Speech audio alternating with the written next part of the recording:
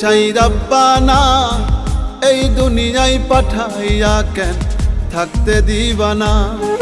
ওরে ঘর দিলা, সংসার দিলা, অনন্ত বাসনা দিলা, জনম ভরে থাকতে ভাবে আয়ু দিলা না।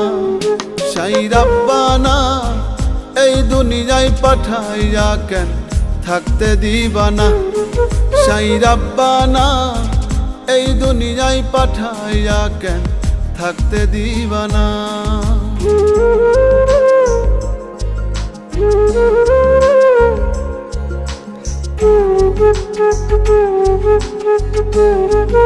Thank you.